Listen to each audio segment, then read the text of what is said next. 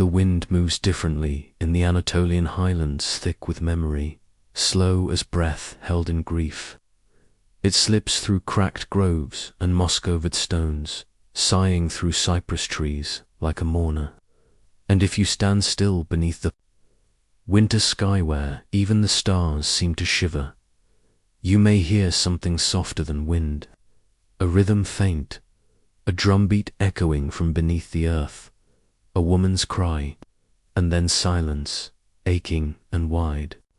For this was once the land of Cybele, the mother of mountains, the goddess of wildness, of beasts and birthing blood, whose worship was too ancient to tame. She was no statue of serene motherhood, no soft virgin cloaked in linen. Cybele was chaos, incarnate earth itself made flesh. She came crowned in towers, riding lions, her arms lifted not in blessing but in command. She did not ask for obedience. She required surrender. Long before Rome, before even Greece named its gods, the people of Phrygia knelt to her at stone altars cut deep into the mountain's flank. Her worship was not held in quiet temples, but in the open, beneath the sky, where blood could flow freely onto the soil. Drums thundered, flutes shrieked. Her priestsmen, who had once been holdenst with eyes rolled back, hair unbound, garments soaked in sweat and sacrifice. They were the Galli. To become one of them was to abandon all semblance of the self. In the fevered heart of her rites, these men would seize sacred blades, and in one final offering spill their manhood onto the ground. The soil drank it. The goddess, it was said, smiled. It was not madness, they claimed. It was transformation, a death and a rebirth, to bleed. For Cybele was to become part of her body, the land itself. The pain unbearable, the silence afterward divine. Rome, that great devourer of gods, could not resist her allure. Her cult arrived, swaddled in mystery from the east, carried on the tongues of slaves, soldiers, and merchants. In 204 BCE, during the long dread of the Second Punic War, the Cybelean oracles whispered that salvation would come not through force, but through the mother. The Senate, desperate, agreed. They fetched her sacred stone-black, meteor-born from Phrygia, and enshrined it in Rome with cautious reverence. But Rome could not contain what it did not understand at first. Her cult was permitted under strict control, foreign, eccentric, a curiosity. But curiosity soon gave way to unease. The rituals were loud, ecstatic, and alien. The Galli, seen in daylight, were jarring to Roman sensibilities. Men who no longer were men, clad in bright robes, faces painted, dancing in wild abandon through the streets. They begged, they prophesied, they bled. It was not just the act of castration that disturbed the Roman soul, it was the joy with which it was done, the willing sacrifice, the rejection of order. In Rome, where everything had its place, senators in togas, soldiers in ranks, wives at the loom, the Galli were chaos given human form. Whispers grew. Was it witchcraft? Was it sedition? Senators muttered in marble halls that this Eastern goddess threatened the very spine of Roman discipline. There were laws passed, edicts issued, the rituals were driven underground. The Galli were banned from citizenship, exiled from official rites. But Cybele was a mother who had no need of Rome's permission. Her worship continued in shadow. At night, drums still beat in alleyways. Behind hidden doors, initiates chanted in tongues lost to Latin. Blood still fell upon stones, hidden in gardens and courtyards. The ecstasy did not dye it, only changed its shape. You can't bury a god carved from the bones of the earth. And in the quiet ruin of what remains, there is still power. Archaeologists have uncovered the altars, some still stained, fragments of flutes, coiled earrings, blades, one stone basin, carved with lions and ivy, bore grooves at the edges if to help the blood flow more smoothly into the ground. Rituals once dismissed as grotesque are now glimpsed through the veil of reverence. The songs of the galley, once silenced, now survive in scraps of parchment and the shadows of marble reliefs. No empire ever fully destroyed her, not Rome, not the Church, not even time. Perhaps because Cybele was never just a goddess. She was an ache, a scream, a mirror. She was what people became when they tore away every layer of civility and stood naked before the cosmos. She was what remained when the world collapsed. And so we ask, even now, why do some gods demand pain to be heard? Maybe it's not the gods at all. Maybe it is we who need pain to remember. Maybe blood is the only ink deep enough to write upon the soul. Or perhaps, in the end, it was never about worship. It was about becoming something older than law, wilder than empire, truer than gender, or fear, or name. The bleeding stones remain, cold in the earth, waiting. There are cities that do not die, only fall asleep beneath the dust. Cities that breathe through stone and remember in silence. Teotihuacan is one such city, the city of the gods, where pyramids rise like sacred mountains and time coils tightly in the shadows. There is no wind here, only the hush of ash drifting through abandoned courtyards, the echo of sandals on worn basalt paths, and the memory of prayers offered not in words but in smoke, long before the Aztecs built their empire of gold and sacrifice. Before the Spanish ships cast long shadows over the New World, there was Teotihuacan.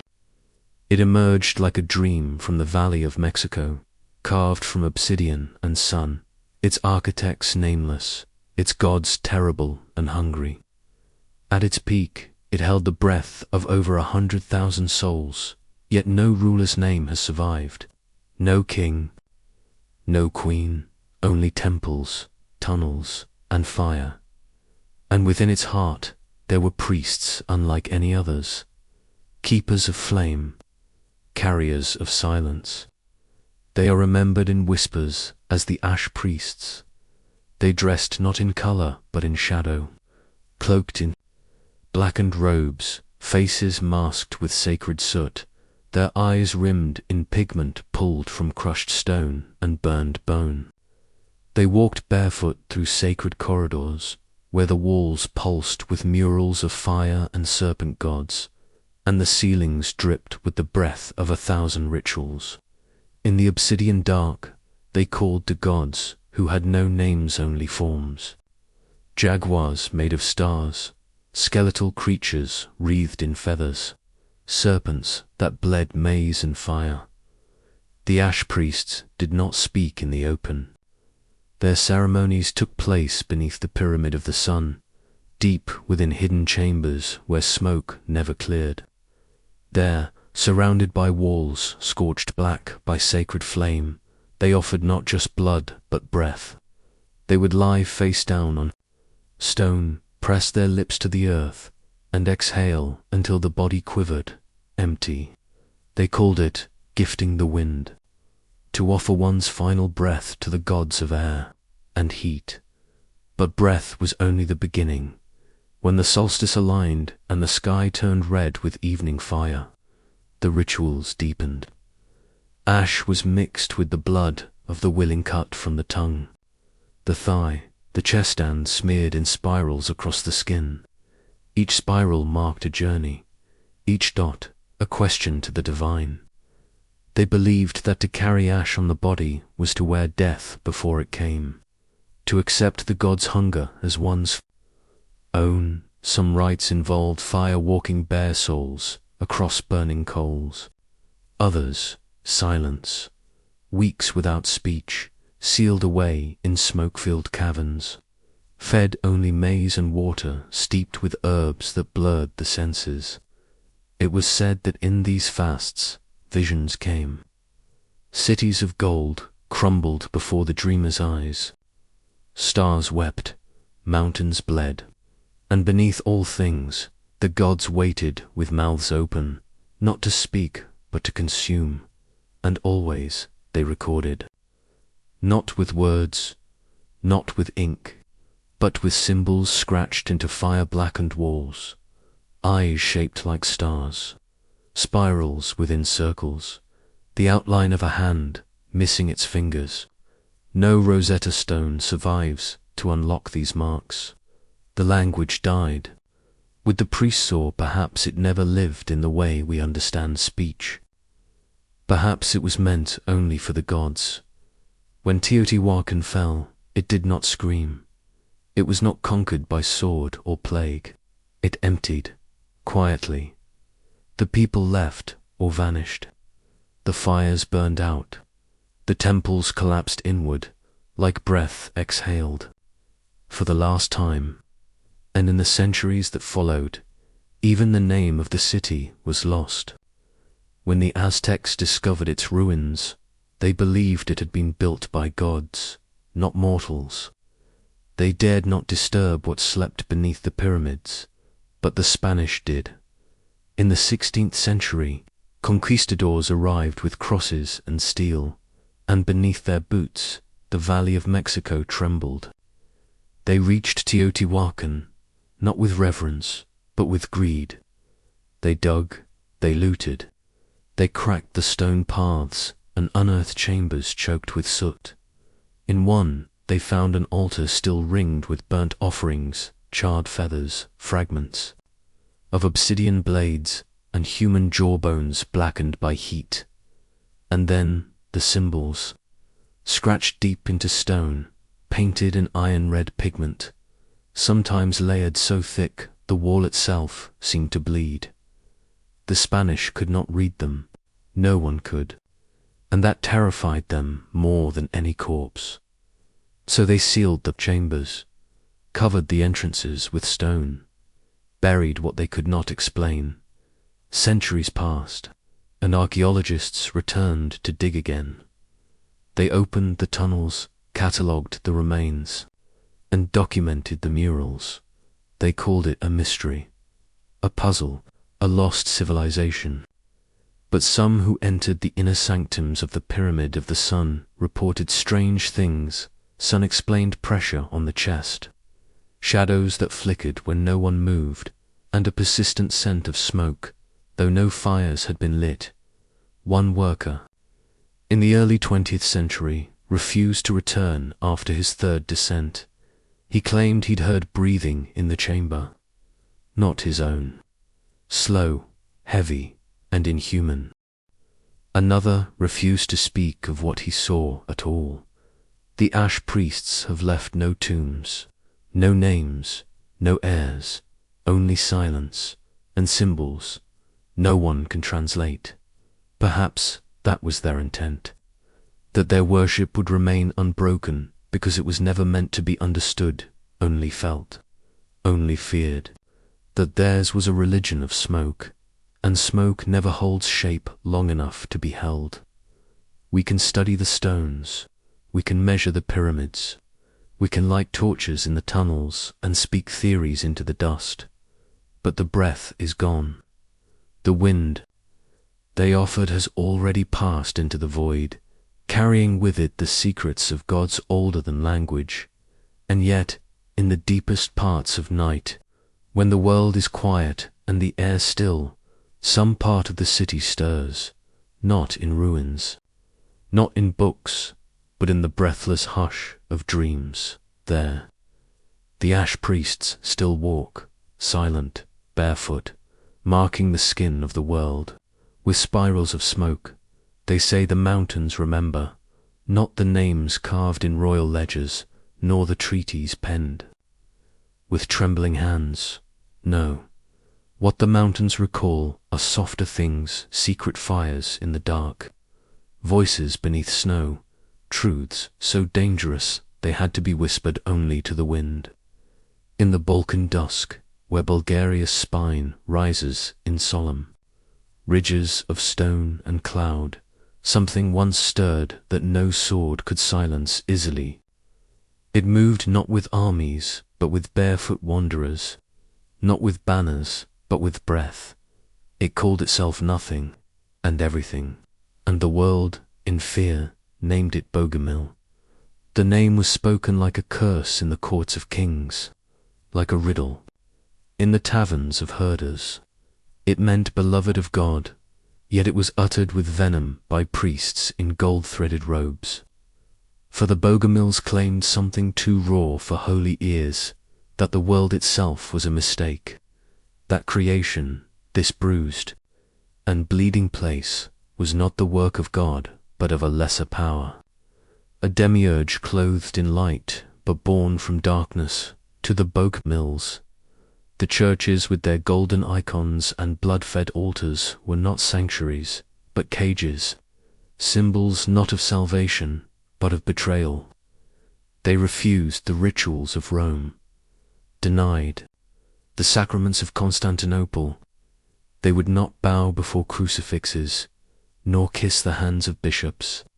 Bread and wine they rejected, calling them shadows of a deeper truth lost long ago. And so they gathered in caves and shepherds' huts, beneath the flicker of handmade candles, to speak of a kingdom not of this world, a realm without thrones or coins, a place beyond flesh. They burned icons not in malice, but in mourning, for they saw in the painted faces of saints not hope, but chains. And when asked to name their leaders, they gave not names, but riddles. Titles like the Hidden One, the Flame in Silence, He who walks in sin, they veiled there. Prophets in metaphor cloaked them in fable, masked their truths behind stories only the faithful could understand. This was not secrecy, was survival, for Rome does not tolerate prophets, and Constantinople kills poets who speak of invisible worlds. Still, the Bogomils multiplied. Their words drifted across hills and fields like pollen, carried in the wind between weary mouths and calloused hands. Shepherds sang their hymns to flocks. Mothers passed their gospels to children beneath the hearth smoke. Their writings scratched on birch bark or etched on shards of clay spoke of a light that flickered behind the sky, of souls imprisoned in skin, yearning for home. It was not a faith built on conquest, but on quiet revelation. Each convert a candle, each village a trembling constellation in the night. The church, of course, responded with flame, not metaphorical, but real. Crusades were launched not across continents, but across forests. Armored men on horseback rode into the mountains to hunt down barefoot mystics. They burned homes, crushed manuscripts beneath iron heels, and dragged villagers from altars of ash. But the Bogomils did not fight back with swords. They slipped into the mist, into the earth itself, like seeds buried deep against the frost. And still the heresy spread across Bulgaria, then Serbia, into the hills of Bosnia and the valleys of Croatia. It crossed rivers, slipped through borders, crept into hearts hungry for something simpler than power and cleaner than gold. Entire towns turned, their chapels emptied, their bells silenced. The priests returned to find their flocks vanished or worse, kneeling before no altar but the open sky in one village. It was said the priests arrived to find every cross torn from the walls, replaced by a single black cloth. Beneath it, a woman's eyes rimmed and sutra-cited a prayer that had no beginning and no end. They hanged her, but her final words were remembered by a child who ran into the hills. You may burn the masks, but not the faces beneath. The Bogomils, it seemed, believed in layers. truth wrapped in veil after veil, like the skin of an onion or the folds of a storm cloud. They spoke of the seen and the unseen, of the body and the voice, of the flame and the ash.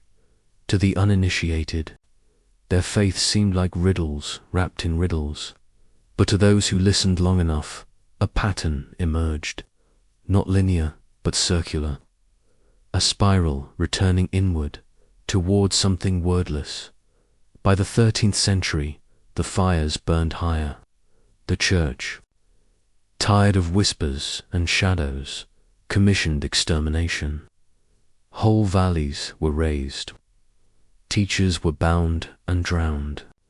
Bogomil texts were dragged into squares and lit with ceremonial torches, watched by laughing priests who thought fire could unmake memory. But not everything was lost in a forgotten monastery. High in the cliffs of southern Serbia, a hidden alcove was discovered centuries later behind a wall of cracked frescoes. Inside, fragments of a gospel written in charcoal and oil on deerhide. The words were rough, urgent. They spoke of a place where light drinks shadow, and man is not man, but song.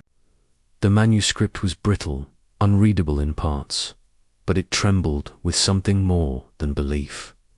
It felt like longing, like a soul pressed between pages, waiting to be heard. No one knows what happened to the last of the Bogomils. Some say they fled into the forests and faded. Others claim their teachings were absorbed into later sexticathars, the brethren of the free spirit, the quiet radicals of later centuries. Perhaps they died. Perhaps they became something else. But there are those who believe the masks still burn not in fire, but in dream. That sometimes, in the quiet between sleep and waking, when the world softens and the stars feel close enough to touch, you can hear their voices, not speaking, not singing, but simply being. And in that moment, you remember that not all truths need temples. Some are carried only in silence. Some are too fragile for history. And some, like the Bogomils, live not in books or bones, but in the spaces between breath, waiting to be felt, not understood, in the north. Where winter hangs heavy like a breath unspoken, there lies a land wrapped in mist and memory. Hokkaido, ancient, untamed, and whispering, was once more spirit than soil. Before the empire came with its railways and rising suns, there were fires that never died, and songs that lived only in the mouth of women. Songs not written, but woven, breathed into the smoke, curling from huts of wood and woven reed. They were lullabies to the gods, chants to the flames, and in their rhythm pulsed the heartbeat of a forgotten world. They called them the Fire Mothers, women crowned not with gold, but with ink carved into skin. Tattoos danced across their mouths, their hands, their foreheads, lines of lineage and power etched in blue. The marks told of stories passed from mother to daughter, of the sacred trust between the living and the divine. In the hush between snowfall and dawn, they sang, not loudly, never loudly. These were not songs meant for crowds or conquest. They were murmured into firelight, secrets folded into embers. Prayers meant only for Kamitha, fire spirit who watched over the Inu, like a quiet sentinel in flame. Their world moved by rhythm, the turning of seasons, the stir of wind through cedar branches, the soft drip of melting snow. In the quiet heart of a home, a fire mother would sit cross-legged before her hearth, eyes closed, lips moving in a cadence older than language. Her voice was a thread pulling the spirit world closer, a cradle for ancestors, a bridge between earth and the unseen. No scroll ever held their wisdom. The chants were memory and breath, fragile and immortal. Daughters would listen for years before daring to echo even a single line, not out of fear, but reverence. To speak to Kami was to touch the skin of a god. It was not done in haste, but the world beyond the forest stirred. From the south came the new rulers' Magi men with swords at their waists and iron in their mouths. They saw not fire, but wilderness, not chants, but noise, not priestesses, but savages. The empire did not recognize gods it could not name, and so silence was made law. The edicts fell like frost. Inu language was forbidden in schools. Tattoos were outlawed. Rituals, once sung to flames, were declared superstition and shame. The Fire Mothers, those once revered as the keepers of the sacred tongue, were called witches, relics, threats. Some were forced to scrub their marks away. Others vanished into the forest, as if swallowed by the very gods they had once summoned. Homes grew colder. Fires still burned, but without song. They were only warmth, not worship. The chants, once as common as breath, became ghosts. A generation grew with only fragments, half-remembered lullabies, hums that ended mid-note.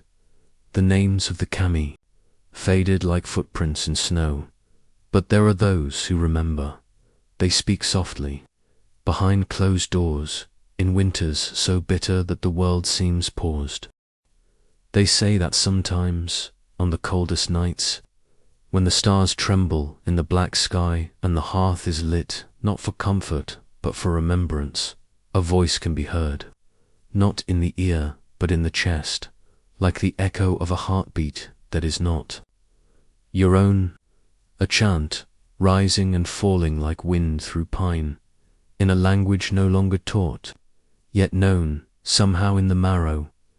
It comes to those with Inu blood, they say, but not just blood dreams. You must carry the fire in your sleep. See the old women with the marked faces, feel their breath on your skin. Only then will Kami allow you to hear the chant again. Only then will the Fire Mother speak. A woman in Asahikawa once claimed to hear it. She was old, her body bent like the boughs of winter trees, her hands lined with stories no one asked to hear. One night, when the snow fell in perfect silence, she sat before her hearth and closed her eyes. Her daughter had long since moved to Tokyo, her grandchildren spoke no Inu. But that night, the fire crackled differently. It moved like a voice whispering, beckoning. And in that glow, she saw her mother, long dead, sitting beside her, tattooed. Mouth open in song, she joined the chant, trembling, each syllable rising from a place beyond memory. It was not remembering, it was returning. In the morning, the song was gone. The fire had burned low, and the woman said nothing. But her neighbors said her eyes were different after that, lit from within, like coals that had not yet died. And sometimes, when passing her window, they swore they could hear humming, soft, ancient. There is no scripture, no shrine that honors the Fire Mothers. Their names are dust, their ink erased, their chants unrecorded. Yet somewhere in the folds of night, in the flicker of old flames, they remain. Not in books, but in bone. Not in temples, but in dreams. Because some truths cannot be killed. Some gods refuse translation, and some songs, even when silenced, linger like smoke twisting, clinging, waiting for breath enough to rise again in the quiet hours, when the world is asleep and only the fire still watches. Listen. There is a language spoken not in words, but in warmth. A prayer without a priest. A chant without a name. And if you hear it truly, hear it, know that you have been chosen to remember in the lonely hours just before dawn, when the stars flicker. like dying embers, and the wind slips through the olive groves, like a ghost unsure of its name. The hills of Thessaly hum with something old, something forgotten by time, but not by the earth. The rocks remember, the soil does not forgive, and in that trembling space between memory and myth, there once moved a circle of women, cloaked not in linen but in secrecy. They were the daughters of silence, the goat-blood oracles, and theirs was a magic too dark, too deep, too certain to be left alive. They did not dwell in cities, no pillars bore their names, no marble gods looked down upon their rites. Instead, their sanctuary stood unwalled and exposed grove, ringed with thorn bushes and ash, encircled by lines of white salt that pulsed faintly under moonlight like veins beneath skin. No fires were lit, no hymns were sung. Silence was their prayer, and blood was their language. They called upon Hecate, the goddess of crossroads and shadowed thresholds, not with chants, but with a stare held too long into the void. They believed she moved not in light, but in the pause after lightning, not in warmth, but in the breath one holds during a funeral. To summon her was not to plead, but to invite. And she came, not with grace, but with truth.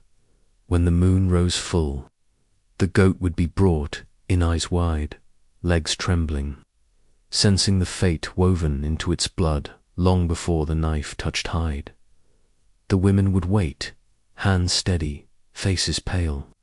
One among them, always the youngest, would whisper the names of the watchers, kings who had lost sons, lovers who feared betrayal, generals hungry to see the shadow of war on tomorrow's sky.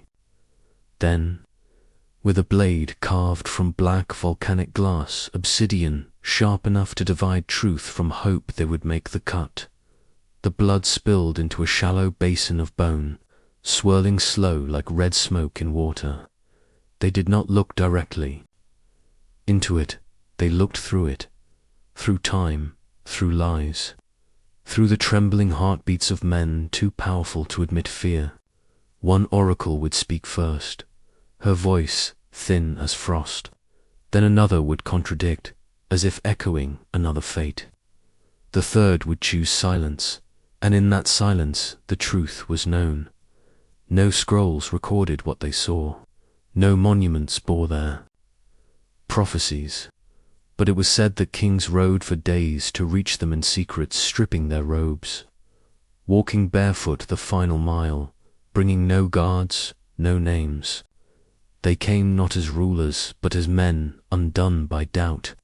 Some returned with madness in their eyes, some never returned at all. The Romans did not like what they could not control. They watched with suspicion as the winds bent oddly around the grove, as too many commanders altered their campaigns after visiting Thessaly, as the oracles' names began to echo in the bathhouses and palaces of Rome. A whisper is more dangerous than a sword, and these women whispered to blood. The edict came swift and without warning. All unlicensed rites, all altars without imperial seal were to be destroyed. Accused of treason, witchcraft, and unnatural communion, the goat-blood oracles were hunted, not arrested, eliminated. Their salt circles were scattered, their goats slaughtered not for prophecy but for spectacle. Their grove burned under a noonday sun while the crowd chanted Latin names for justice that could not understand what they destroyed. But ash is not death, and blood does not forget. Centuries passed. The grove vanished beneath vines and bramble. Stones that once marked sacred space were used to build animal pens and wine cellars. Yet something remained. Shepherds began avoiding the hills. They spoke of bleating in the mist, of warm drops falling from the sky even on cloudless nights. Children who wandered too far returned different, quiet, older behind the eyes. Then, in the 19th century, Men came with shovels and maps and money. Archaeologists, dreamers, looters. They called it a minor dig, barely worthy of note. Yet near the heart of what was once the grove, beneath layers of salt-hardened soil and charred roots, they found a curved blade, obsidian, unshattered. Stained, the reports labeled it ceremonial, decorative, a relic of a forgotten cult. But one assistant named, in the notes, refused to touch it. She claimed, softly, that it pulsed, that holding it felt like being watched, that for a moment she saw a woman in her mind, her own face painted in ash, her hands slick with blood, whispering words she did not understand but remembered. The blade was locked away in a museum vault. No display, no fanfare, just silence. But in Thessaly, the old women still speak in low tones when the moon is full. They warn their granddaughters not to walk near the hills alone. And some say that in rare winters, when the snow melts too quickly, and the wind tastes faintly of iron, you can still hear it. Not a voice, but a presence. Not a scream, but a knowing. A sensation like standing at a crossroads with no signs. A feeling in the blood that someone is watching not to harm, but to witness. The goat blood oracles are gone, their names erased, their rites condemned, but the blood remembers. And when truth grows too heavy for the world to carry, perhaps, it will bleed again, silent, sharp, and sure, because what they saw was never meant to be recorded.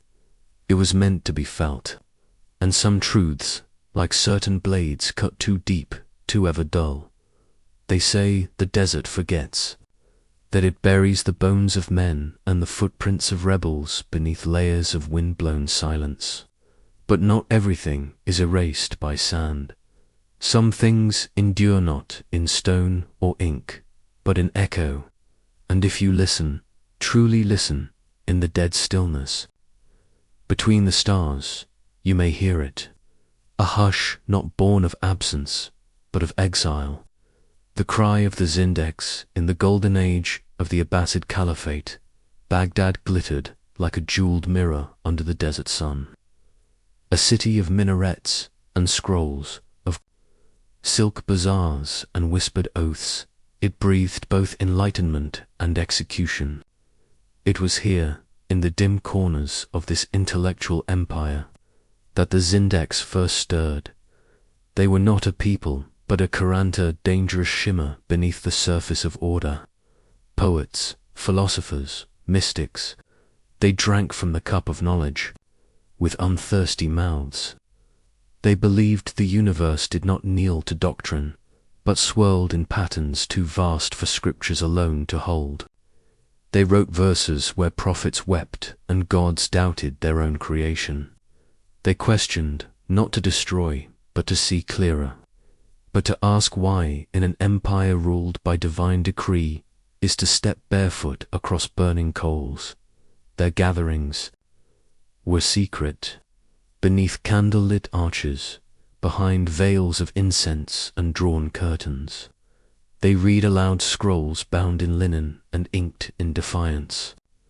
One scroll told of the stars being older than revelation. Another whispered that truth was not a command, but a river. They called the divine not by name, but by absence, wondering if silence was the truest prayer.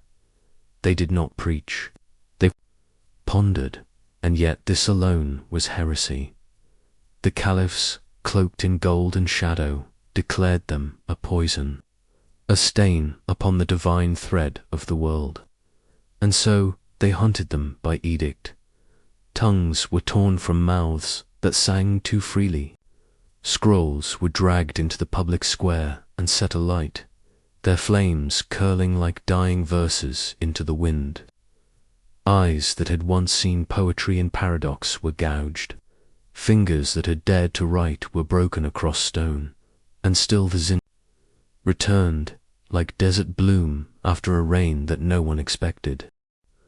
Some fled the city and found refuge in the deep sands, where no caliph's horse could gallop and no whip could reach. There, in tents stitched from silence, they passed their truths from mouth to ear, from mother to child. They spoke not in loud declarations, but in quiet questions. Could doubt be sacred? Could a man's yearning for meaning be the holiest thing about him? They spoke of Al-Halbej, the mystic who dared to utter, Ana al-Haq, I am the truth. They wept for him, when he was flayed alive, and his flesh scattered to silence the wind. They remembered Basha ibn Bird, the blind poet who flirted with the divine in verses too beautiful to ban outright until one day. His body was found in the river, his tongue swollen with water by fire and blade. The Zindex were pushed to the edges of the world, their books banned, their names erased, their words too dangerous to forget, breathed only in hushed tones or buried beneath metaphors in surviving texts. And yet, the desert remembers. There are travelers who speak of hearing songs without source, of stumbling upon strange footprints that vanish mid-stride.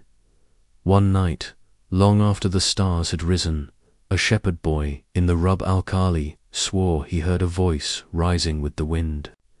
It spoke in riddles, in verses he could not recall but could never forget. When asked what the voice had said, he wept, and said only, it asked me why, why? The word hangs in the dry air like a question caught in a lover's throat. What made the Zindigs so feared was not that they hated God, but that they loved him too deeply to accept silence. They did not reject faith. They demanded it be worthy of the soul. They carved their questions into the night sky where no sword could reach. And perhaps that is where their truth still lives hidden, not in books or memory, but in the ache, behind our most private doubts.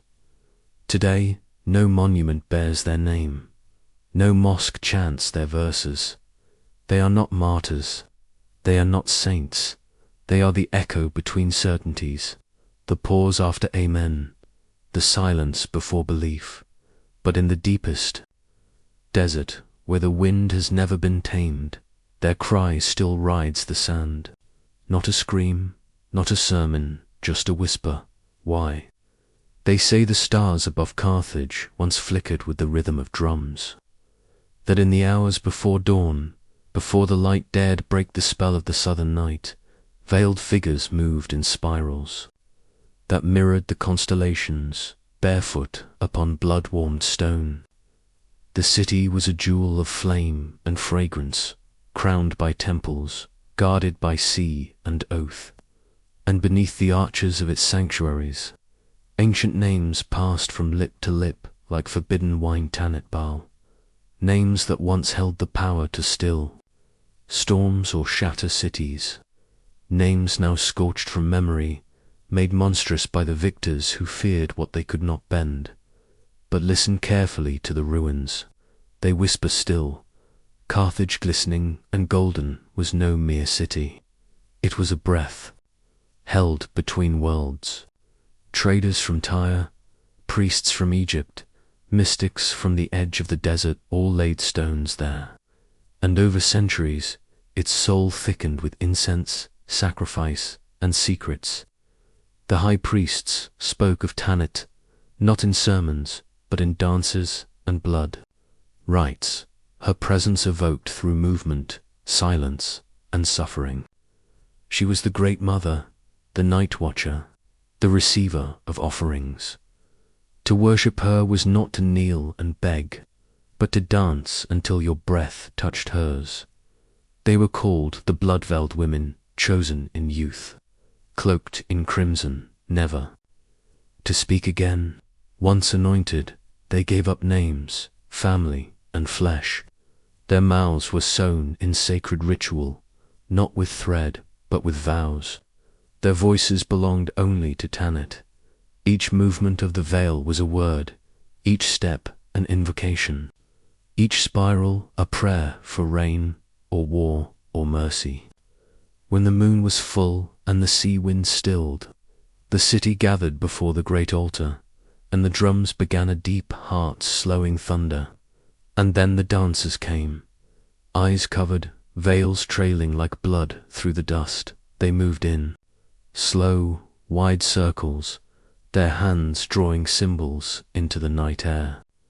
They did not stop, not for hunger, not for exhaustion, not even for death. And sometimes, when the rite demanded the unthinkable, they led the chosen to the altar, a child, a lamb, a thief offered to Baal beneath the gaze of the stars, whether it was flame or blade that took them. None outside the inner sanctum ever knew. Whispers say the veil drank the soul. Rome could not understand it.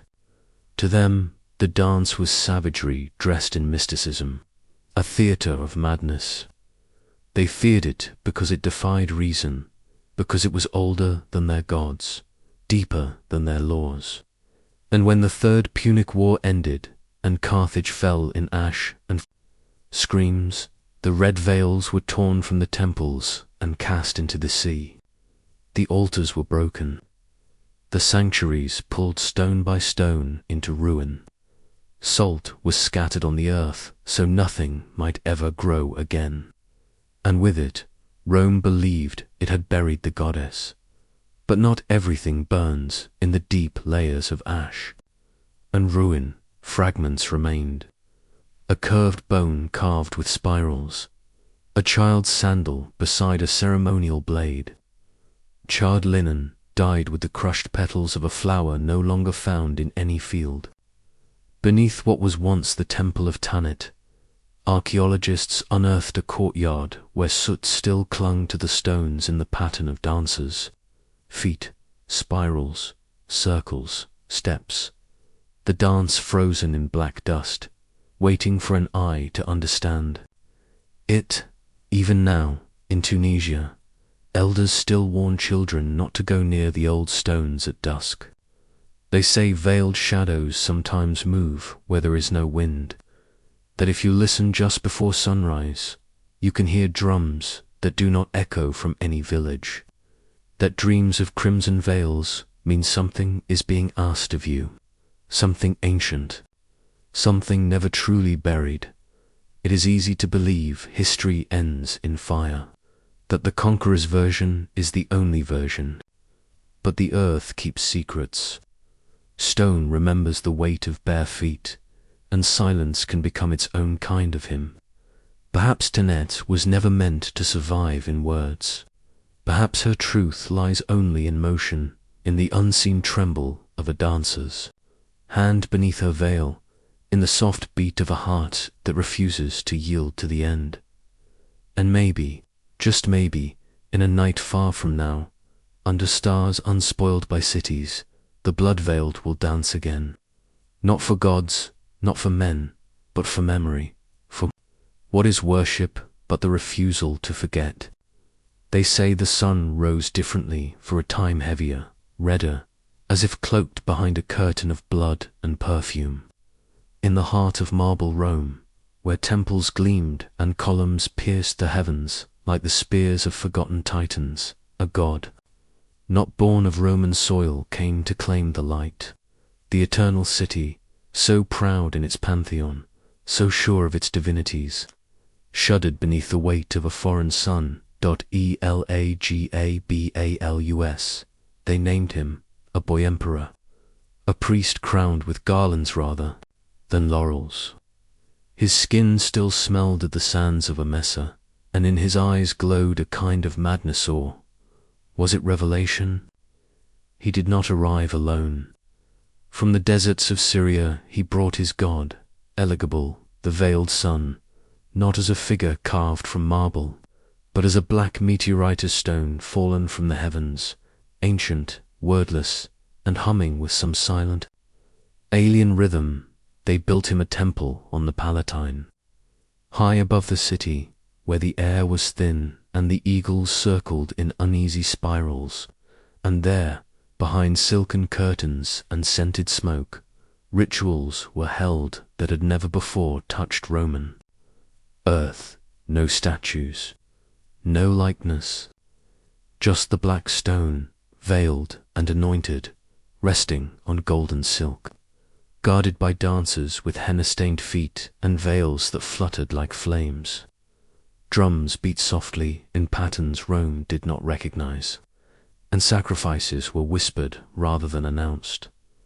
The emperor did not wear armor. He wore robes spun of eastern dye, flowing and embroidered with suns.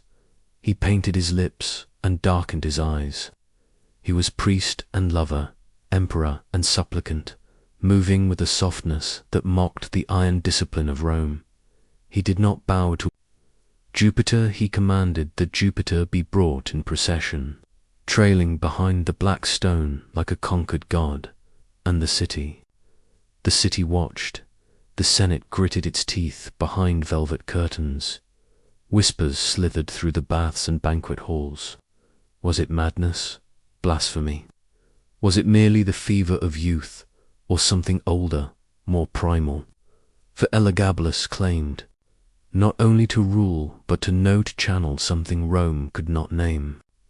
He spoke of light that did not illuminate, of gods without faces, of flames that could cleanse desire itself. There were rumors of nightly rites performed in secrecy, of blood poured in patterns that matched stars only visible in the eastern sky. There were lovers many, too many men and women alike, claimed in moonlit chambers perfumed with myrrh. Some said he married a Vestal virgin, desecrating Rome's holiest order with a smile and a kiss. Others claimed he offered himself as a bride to his god, slipping beneath veils, walking barefoot across coals, arms raised to the veiled stone, while fire licked at the base of the altar dot in one procession. He rode through Rome backwards, his black stone enthroned before him, while the people stared in stunned silence, unable to tell whether they were witnessing the end of the world or the beginning of something terrifyingly new. But new suns do not rise easily. The old gods grow jealous. The empire, even in its decadence, still worships stability more than stars. Soldiers grew restless. The Senate, shamed and scorned, waited, and the boy emperor, lost in incense and ecstasy, did not see the blades being drawn behind embroidered curtains. It ended not with fire, but with a scream muffled by the rush of the river. They dragged him from his temple, still robed in silks, his eyes rimmed with kohl. His blood stained the marble steps of the Palatine like spilled wine. His body was thrown into the Tiber limbs, tangled in fabric, drifting beneath the bridges like a forgotten prophecy. The stone his god was returned to Emesa, veiled once more, its voice silenced by distance and disapproval. Rome, ever proud, erased what it could.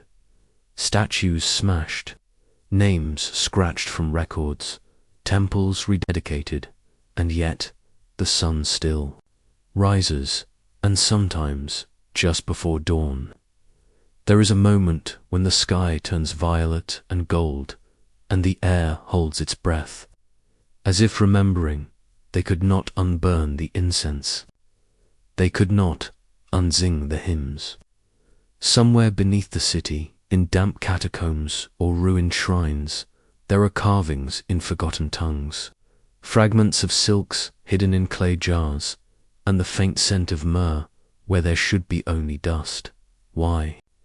Does empire fear the gods it cannot name? Because they do not die. They retreat, they sleep, and in dreams they whisper. Elagabalus did not destroy Rome, but for a flickering breath of time, he bent, it tilted the world toward a different sun, one that did not judge, one that accepted the veiled, the strange, the beautiful and the terrifying, one that did not ask Rome's permission to rise. And in that brief eclipse, where east met west beneath a painted sky, something holy danced a mystery that even now waits in silence. Watching, remembering, dreaming of fire, it began with wind. Over stone, high in the bone-white spines of the Pyrenees, where the earth seemed too old to speak and the sky hung closer than it should. There, between gnarled forests and crumbling chapels, the last silence of Europe echoed. And within that silence, a breathless prayer passed from cracked lips to calloused hands, a grain of salt, pressed to a forehead like a dying star. The people who whispered that prayer were called the Cateros, the pure ones. But they did not call themselves that. They said only they were good men, good women, bonds, harms, bonds, femmes. No bells marked their liturgy, no gold adorned their temples. Their altar was the body, their relics were words, and their God was not the God of Rome. The Cathars believed in two worlds, one pure light and eternal, the other, this one coarse, bloody, weighed down by flesh and sorrow. The first, ruled by a god of spirit. The second, a prison, a lie, the foul invention of a false creator, architect of matter who delighted in decay. That is why they shunned marriage, meat, war, why they clothed themselves in black, why they refused to bring children into a world built by evil. Their gospel was light and salt, salt which did not rot, salt which burned the tongue and preserved the soul. With it they anointed the dying. With it they blessed the consolamentum, a ritual of final release, after which no sin could stain the soul again. If the believer faltered, they would starve themselves to death. Better to perish clean than live again in filth. It was a faith, built not in stone but in wind. So the Church feared it. At first, Rome sent inquisitors, learned men with parchment and quills, armed with questions. Do you deny the sacraments? They asked. Do you believe the Pope is the vicar of Christ? But the Cathars would not kneel.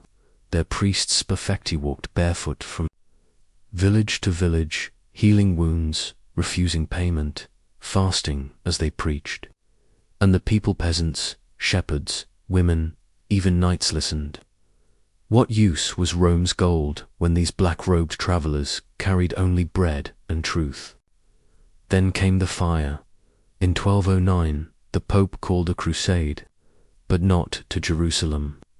This time, the Holy War marched not across deserts, but into Languedoc, the southern spine of France, where Cathar voices still sang. Soldiers came not in defence of God, but to silence him. They carried swords, axes, and papal indulgences, full forgiveness for murder, if done in his name.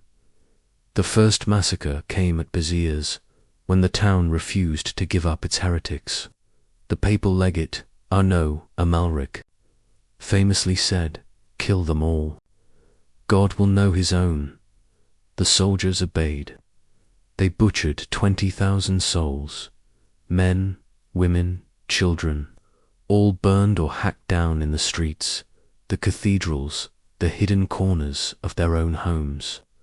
Smoke climbed into the sky like a second Babel, but the Cathars did not scream. They sang, witnesses. Even enemies said they faced the flames with psalms on their tongues. They went to the pyres not in panic, but in peace.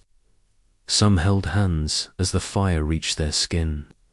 Others wept silently, not for their own deaths, but for the world that could no longer hear the truth. And always, before the flame kissed their flesh, one of them, perhaps a mother, perhaps an old man, would press a pinch of salt to another's brow. A final absolution. A burning grain against a burning face.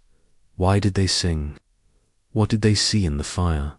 Was it madness, faith, or did the salt open a door we do not know how to find? The crusade raged for decades.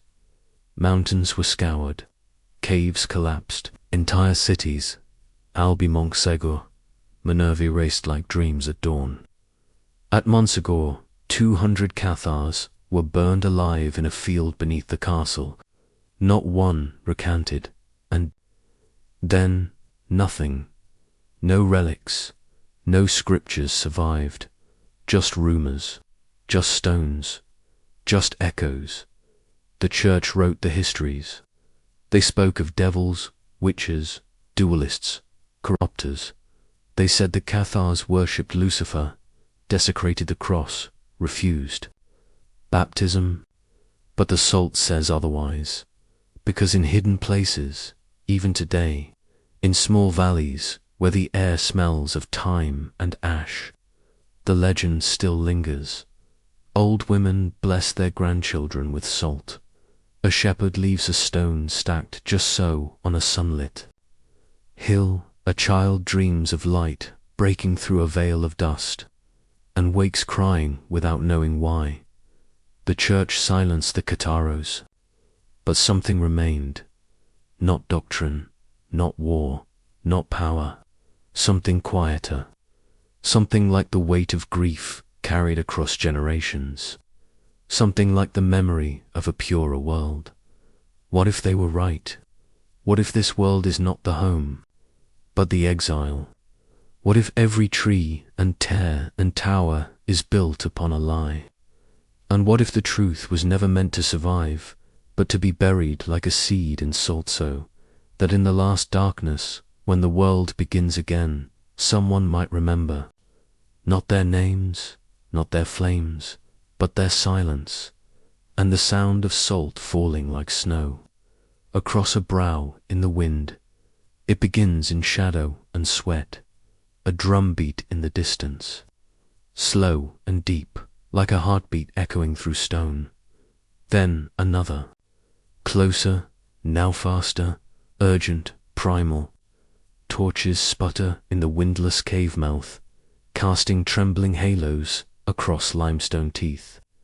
The scent of crushed myrtle, iron, and spoiled wine clings to the walls like a secret never quite told. There are no names here, only bodies moving in rhythm, eyes glazed not with madness, but with surrender. And somewhere in the dark, a god with ivy in his hair is watching. This is not Athens, not the clean geometry of the polis, not the stern weight of statues or the silvery tongues of orators. No logic rules this night. Here, among the roots of the world, Dionysus reigns, and he asks for nothing but everything. The rites began when the stars hung low and the moon slipped behind the mountain's curve, leaving the land in a hush so complete it swallowed breath. Down they came, women mostly, though not only, leaving behind hearths and husbands, sandals abandoned by the roadside like shed skin. They moved in silence through olive groves, slick with dew, past sleeping flocks, into gorges where even wolves dared not linger. Their robes were torn, their hair unbound.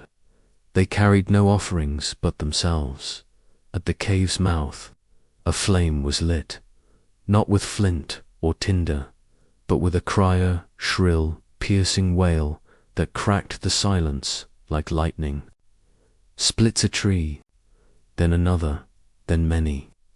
The cave filled with sound, pipes moaning like ghosts, flutes weaving drunken melodies, drums pulsing faster now, like the blood in your throat when you run too long and too far, and then the wine, dark as ink, thick as honey, poured into bowls carved from bone or clay, passed from hand to hand, warm with the heat of palms.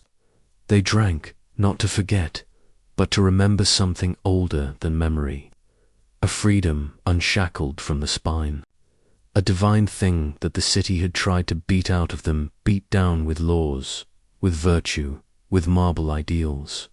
The wine took hold, feet danced across brambles, and the blood that bloomed on souls was not pain, but proof. They leaped and twirled and screamed until the sky, even unseen, seemed to move with them.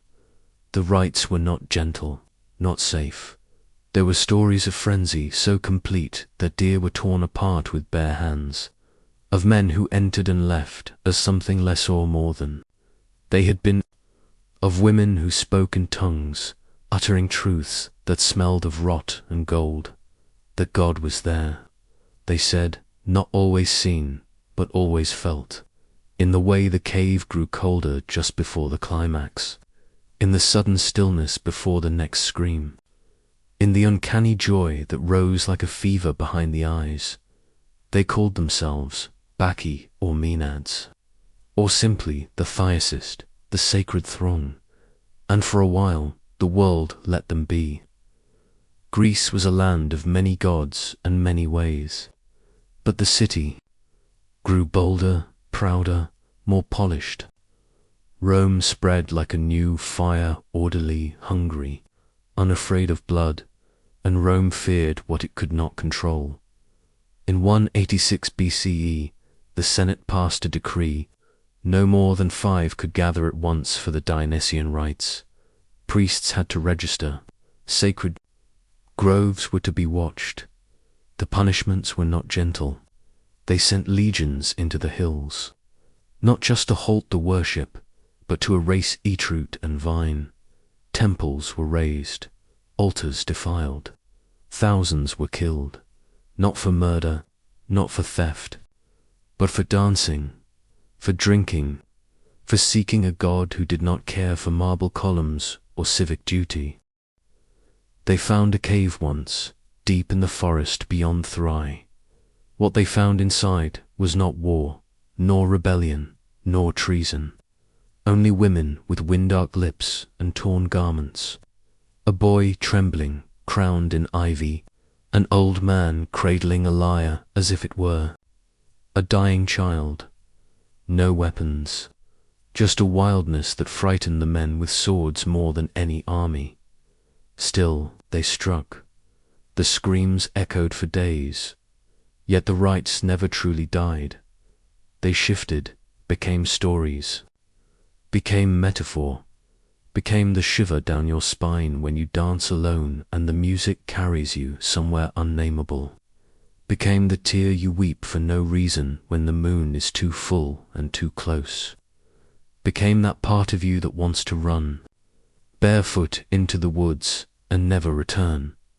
Even now, when night falls and the air thickens with heat, there are those who feel it, not a memory, not a dream, but a pull, toward something older than the gods we kept, toward a divinity that is not carved in stone or praised in hymns, but drunk in the dark and screamed from the gut, toward the madness that makes us real.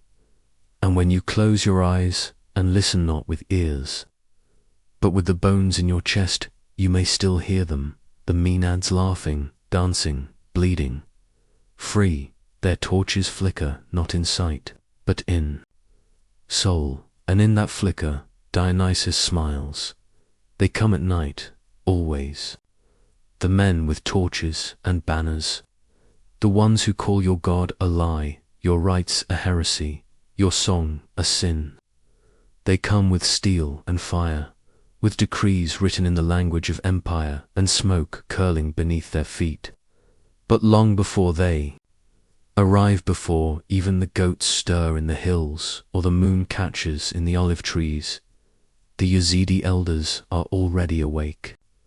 The water has been drawn, the lamps trimmed, the sacred spring watched like a sleeping heart, far from the palaces of kings and caliphs, nestled in the folds of northern Mesopotamia's worn hands. There are valleys that hold secrets like breath.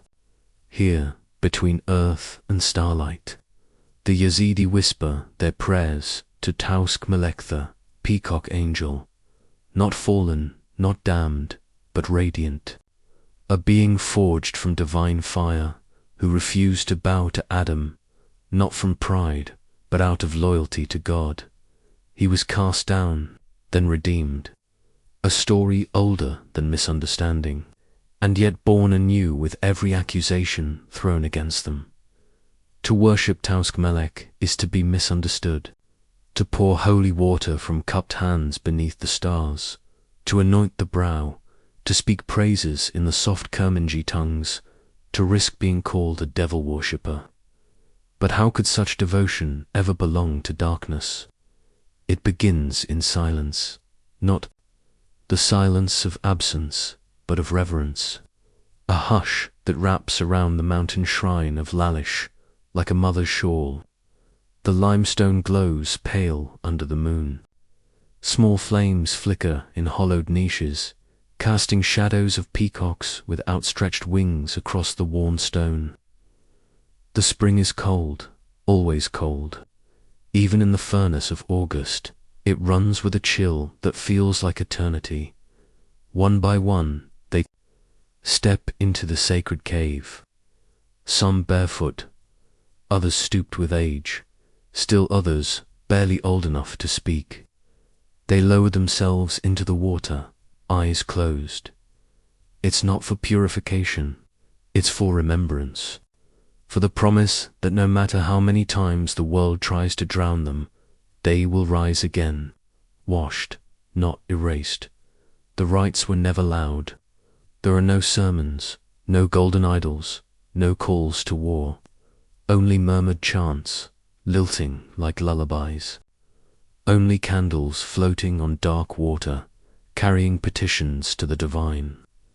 And perhaps it was this quietness that made them so threatening. When the caliphs rode in, they called it heresy. When the Ottomans marched, they called it sedition.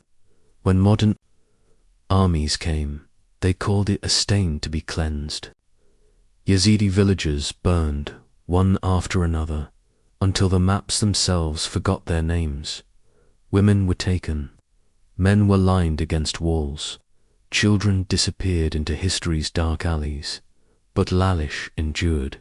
They always returned. Even when the shrines were broken, the sacred oil lamps shattered, and the spring defiled, they came back. Some crawling through mountain paths under moonlight, others crossing borders with nothing but a song tucked in their chest. They sang of Teuskmelech's tears falling into the spring, of the 7 angels circling the throne, of a god too, vast to be locked inside a temple, yet intimate enough to whisper through running water. There was once a girl, her name lost, now to ash and dust, who carried a jar of spring water hidden beneath her cloak as her family fled the smoking hills. They would walk for days. They would sleep in the arms of strangers. But each night she would pour a drop from that jar onto the earth and sing the opening notes of a hymn only her mother had taught her, just enough to remind the world that it still remembered how to listen. And even in exile, the rites continued, in corners of refugee tents, in rooms lit by cell phones, in basements, behind blackout curtains, where the water might be only tap and the spring a memory, but the faith flowed unbroken. But the darkest chapter came not from long-dead sultans or ancient empires. It came in the year not so far behind us, when the black flags rose over the horizon, and the men with cameras and blades declared the Yazidi unworthy of breath. Sinjar fell. Graves filled. The world watched, then looked away. Yet they returned again from captivity, from massacre, from the teeth of oblivion. Women who escaped barefoot through mountains. Boys who remembered the prayers they were forbidden to speak.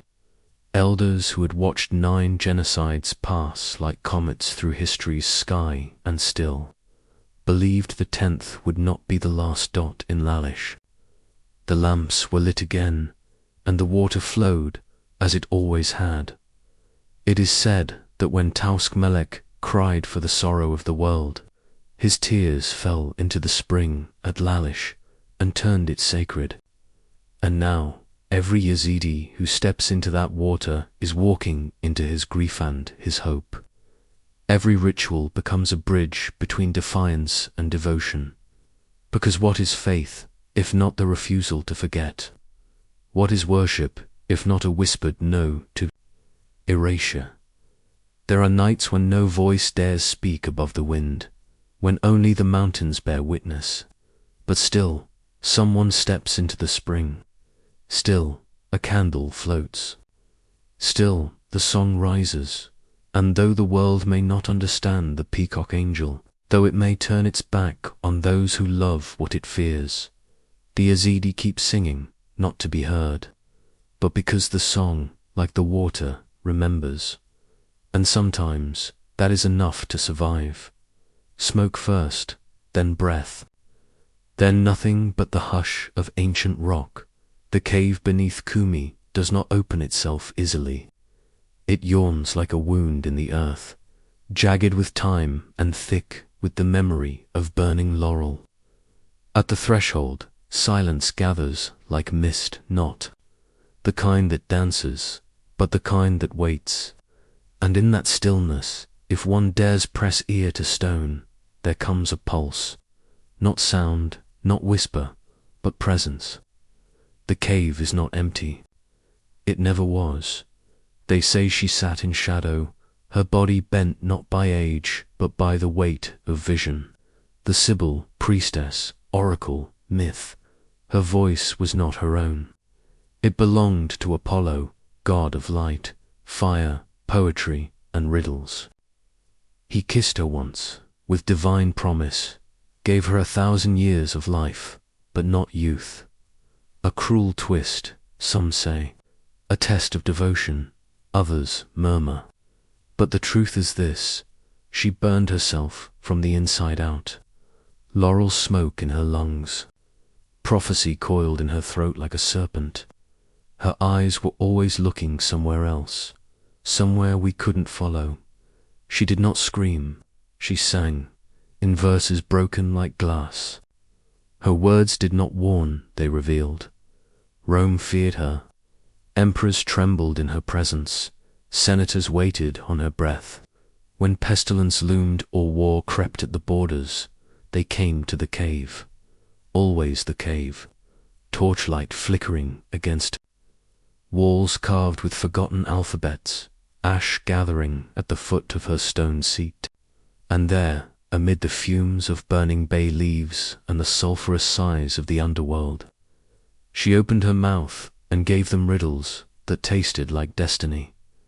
One emperor asked when the empire would fall. She gave him a number, then a name, then a silence so long the air itself bent. Another asked who would betray him. She gave him his own reflection. But time is cruel to gods who outlive their believers.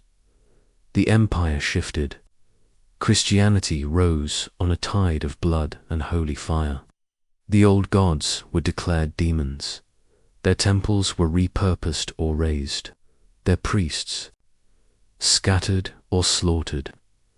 And the Cybele, who had once sat at the navel of Roman fate, found her cave bricked shut.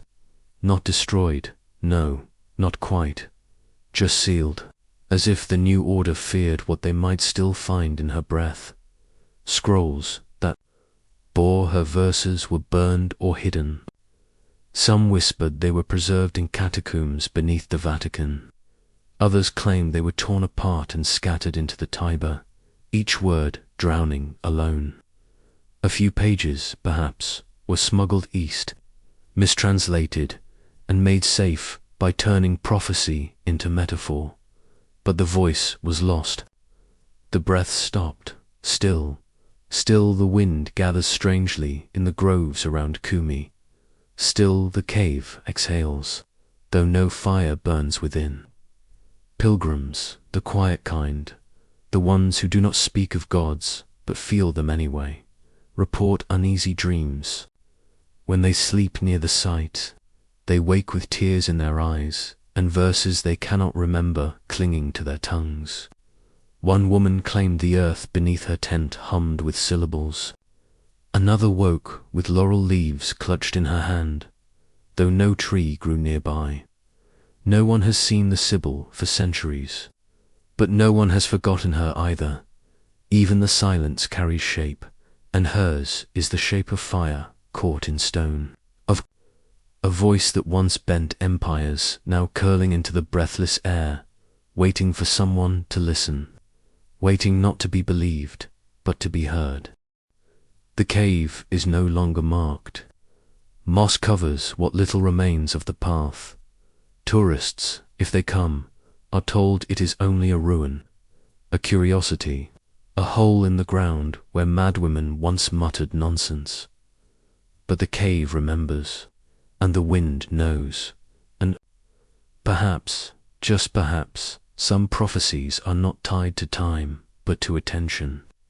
Perhaps they hang, unfinished, until someone dares asks the right question, or the wrong one.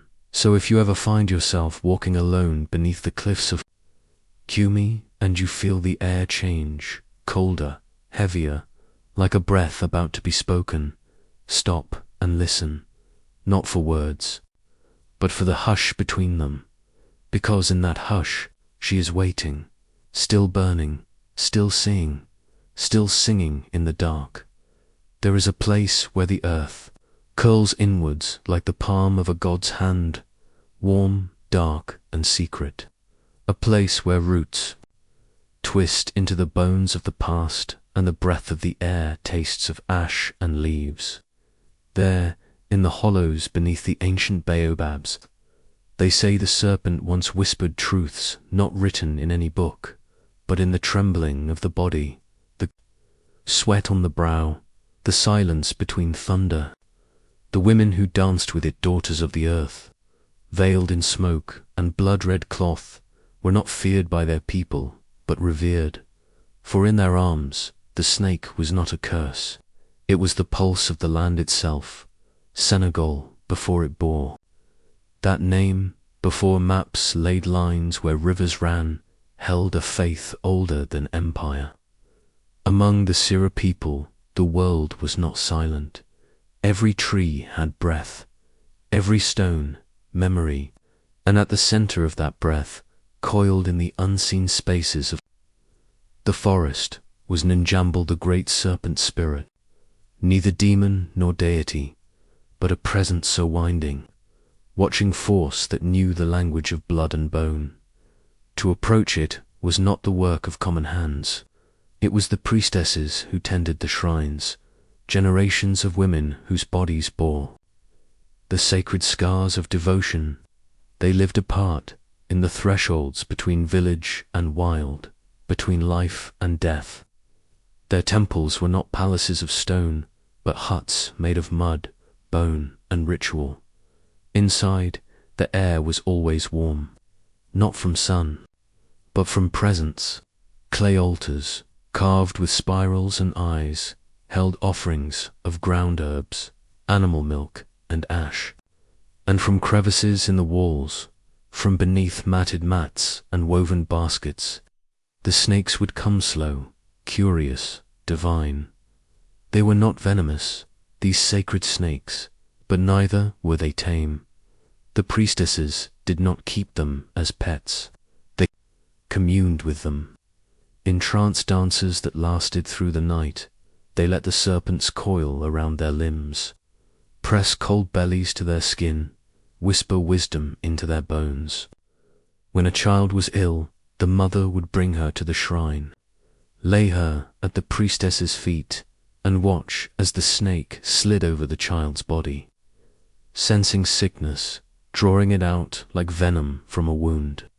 Fate was read in the paths the serpent traced, the flicker of its tongue, the pause before it moved again. This was not spectacle. It was sacred. The line between body and spirit blurred. The serpent did not answer in words, but in knowing. But the empire came with its own gods of books and flags and rifles. When the French swept through the land, they looked at the shrines and saw filth, at the priestesses and saw madness. They named it pagan, savage, dangerous. They could not stand the sight of women speaking without words, healing without permission, moving in rhythm with forces no catechism could define, Fires came slowly at first. One shrine, then another. Accidental, they said, but the ash told its own story. The priestesses were pulled from their huts, their arms bound, their serpents slaughtered beneath the heel of boots polished with fear. The French missionaries built churches on scorched ground, and their sermons echoed where chants once hummed, low beneath the moon. Still, the memory did not die. Not all priestesses were taken. Some fled deeper into the forest where no roads reached. There, among the roots of trees too ancient to name, the rituals continued, quieter, slower, hidden beneath the leaves. They did not light great fires, but whispered the old songs into clay pots and buried them. They did not wear the red veils in public, but wrapped them in bundles of dried herbs and tucked them behind waterfalls. The serpents still came, not as many, not as bold, but they came. Time moved like a snake in tall grass, vanishing, appearing, circling back. Today, they say the shrines are gone, that the faith has faded, that there are no more serpent priestesses. But if you walk beneath the baobabs at dusk, the air changes, the birds grow quiet, and if you press your ear to the earth, you might hear something moving just beneath the surface, a slow, patient shifting in certain villages. Old women still draw spirals in the dirt when no one is watching. Mothers still tie red cloth around their infants' ankles to keep sickness away. And sometimes, rarely, when a child falls ill with no cause and no cure, someone will remember the path through the bush, the one that winds like a question, the one that always returns to where it began. What knowledge lies there, coiled in weight? What truths were never erased, only buried? Empires rise and declare their stories sacred, but the earth remembers other songs. The winding path of the serpent is not lost. It lives in the silence between roots. It sleeps in the curve of the river. It waits, still listening, for footsteps soft enough to follow it back home. The snow falls sideways in the Arctic dark, slanting like knives through the endless hush, a place where even time dares not speak too loudly. Here, on the ancient tundra, beneath a sky painted in glacial green fire, silence is a living thing, watchful, sacred, waiting. And somewhere, beyond the crack of ice and the mournful howl of wolves, there is a sound older than memory. A slow, pulsing heartbeat made of hide and wood, echoing through the folds of a forgotten world. The sound of a Sami drum, whispering into the wind. It begins in darkness. Not the absence of light, but the presence of something deeper, midnight that breathes. Long before the missionaries came, before the cross was nailed into northern soil, there lived the Noadi, shamanic souls wrapped in furs and bone amulets, eyes clouded with knowledge that came from dreams and storm. They did not read books. Their scriptures were carved into the skin of reindeer. Their language was rhythm, their cathedral the sweeping snowfield. The Noadi did not speak in sermons. They sang the world awake. They would stretch hide over a wooden frame, etching sacred symbols, solar spirals, bear tracks, runic eyes that never blinked. And with the bone of an ancestor or the antler of a stag, they struck the skin in patterns, passed down like blood. This was not music. It was a key to the unseen. Each beat summoned spirits of wind, of river, of flame, and opened the path for the soul to leave the body and travel. Trance was their prayer. They entered it like slipping beneath a frozen lake, suddenly weightless, silent, falling. Through the steady cadence of the drum, the Noadi journeyed to ask questions of the dead, to heal the sick. to barter with the great beasts of the forest or the souls caught in snowdrifts. The drum was the ship, the beat, the sail, and the winds. The winds, they carried everything, but winds can shift. In the 17th century, beneath the gold-stitched banners of empire, the missionaries came, cloaked in certainty, wielding fire and faith. They brought crosses carved from alien trees, mouths full of Latin and thunder. To them, the Sami were savages, draped in fur and snowblindness. The drums were not sacred instruments, but snares of the devil, sorcery, pagan lies, and so they hunted them. The Noadi were forced to choose abandon their spirits or be dragged before foreign courts. Many resisted, many disappeared. The wooden drums were seized, their symbols deemed blasphemy. Some were locked away in glass cabinets, stripped of breath and meaning. Others were burned, their sacred hides curling into ash as the smoke swallowed centuries. The fires licked at the old rhythms, trying to silence what could not be understood. The tundra remembers. Elders tell stories still, in the flicker of lodge fires and the hush before a blizzard.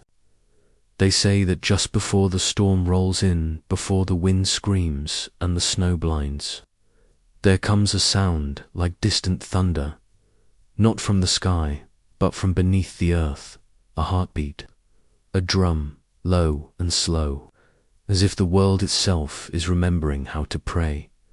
Some say it's the wind. Others say it's the Noadi who never left. There are whispers of hidden drums buried beneath cairns marked only by antlers or snow-stained stones, kept by the last bloodlines, passed from grandmother to granddaughter in silence. A hidden song, for a world not yet ready to listen. One such tale speaks of Ilu, a child born under an aurora so bright it woke the birds in winter. He was said to speak to reindeer before he could walk, to dream of rivers he had never seen. His grandmother, a keeper of forbidden songs, gave him a drum beneath moonlight. She spoke no words, only placed it in his hands, as if the stars themselves had asked for it. By the time the ice thawed that year, the boy had vanished. Some say he walked into the mountain with the wolves. Others say he struck the drum. One sand, the wind carried him away. Whatever the truth, the tundra holds its secrets in drifts and frost. The missionaries faded, the empires, too, but the wind remains. It remembers the shape of the beat, the curve of sound upon hide. It hums it now and then over snowfields and through the branches of pines bowed low with age. Close your eyes on a winter's night and you may feel it. That hush, that breath, that beat. Because prayers never die. They drift, they wait. They curl into the wind and hide inside the silence, coiled like wolves in the dark. And somewhere, across the white expanse of the world's edge, a child listens. A grandmother remembers. A drum waits to be struck. And the wind still listens. They came not with banners, nor with sermons, nor with scrolls weighed down by golden ink. They came barefoot, wrapped in coarse linen and silence. Into the wilderness they went, into the places where only wind dared linger, and the stones remembered no names. They were the desert mothers, holy and forgotten, and they did not walk to be seen. They walked to vanish. The sand did not welcome them. The sun was no friend. But the world they fled, the world of forced marriages, of heavy laws, of men who spoke louder than God, was far more unbearable. And so they scattered into the deserts of Egypt, Syria, and Palestine, like leaves fleeing fire, seeking something not written, something not spoken. Their fasts were more than hunger. They were acts of war against empire, against expectation, against flesh itself. For them, to eat was to be tied to the ground, to the market, to the body. And so they stripped it all away, layer by layer, until even their breath seemed to disappear. They called it the Black Fast, not for its darkness, but for its absoluteness. No food, no water, no shade, only prayer, only wind, only the endless rhythm of the heart slowing. Then soaring, Onmore sat alone beneath a crumbling ledge of limestone, eyes closed to the noon light that scorched like judgment. She had not eaten in 20 days, not since the crow landed on her shoulder and whispered, in a voice she heard in her bones, "You will see God when you forget the shape of your own hands." Her tongue cracked like old parchment, her ribs were sharp as blades, but still she sat, and she waited. The stories say she drank dew from the spine of a cactus once every 3 days. Others say she drank nothing at all, but survived on visions alone, visions of a golden fire that did not burn, of a veil torn in two, of a child who spoke the names of angels backward. They were not alone, these mothers of silence. There was Theodora, who lived in a cave that only opened during moonless nights, where she traced psalms into the dust with her knuckles. There was Melania the younger, who gave away her family's entire fortune and slept on a floor of broken tiles, her back bent in endless penance. And Sarah of the desert, whose eyes could quiet madmen, and who once fasted for 40 days until her skin turned the color of ash and the voice of God rang like thunder inside her skull. They were not saints in the way the church would later define. They were too wild, too disobedient, too utterly beyond rule. Bishops scorned them. Monks whispered that their ecstasies were madness, or worse, demonic illusions. Some wrote them out of the scrolls entirely. Others softened their edges, made them proper, digestible. But the real women were neither soft nor safe. They did not seek approval. They did not kneel to Rome. When visitors came, curious men from nearby monasteries or city pilgrims, drawn by rumor, the desert mothers spoke rarely. If they spoke at all, it was in riddles. One man asked Amma Syncletica how to conquer lust. She answered only, "The fire says nothing, it burns." Another begged for a miracle. The woman turned her back and said, "Go to your own hunger. It will teach you more than I ever could." At dusk, the desert shivered. The heat gave way to cold, sharp as needles, and still they remained draped in silence, in shadow, in sacred defiance. They meditated not in monasteries, but in graveyards. They slept in caves that once held bones. And when the stars rose above them like ancient eyes, they prayed not with words, but with breath. They believed that the body was the door and the lock, that by weakening the flesh, the spirit would rise, untethered, like smoke from an extinguished flame. They did not seek heaven, they sought disappearance, to lose the self so completely that only God remained. And in the rare hours when they spoke to one another, they spoke of hunger not as suffering, but as music, the ache of the stomach as a hymn, the dryness of the throat as a bell, the slowing of the pulse as a kind of communion. The Black Fast was not penance, it was liberation. But liberation is dangerous. Rome came slowly, with ink and doctrine. The new church wanted order, hierarchy, obedience. It preferred its saints robed and canonized, not skeletal and shrouded in dust. The stories of the desert mothers were deemed too wild, too feminine, too bodily. Some were rewritten, others vanished, pages torn, names lost, teachings buried under safer legends. Still, the wind remembers. In the oldest monasteries, tucked beneath forgotten alcoves, fragments survive, notes in margins, half names, a sketch of a woman seated beneath a twisted tree, her eyes open though she sees nothing. A line that reads, "She fasted until the sky wept for her return." Sometimes, in the silence between midnight and dawn, travelers swear they hear footsteps in the sand, though no prints follow. A breath of cold air in a windless hour, a murmur in a language older than Coptic, older than Greek, a name repeated 3 times, then lost to the wind. They are still there, in some way. The desert mothers, not as relics, but as memory, stitched into the breath of the wilderness.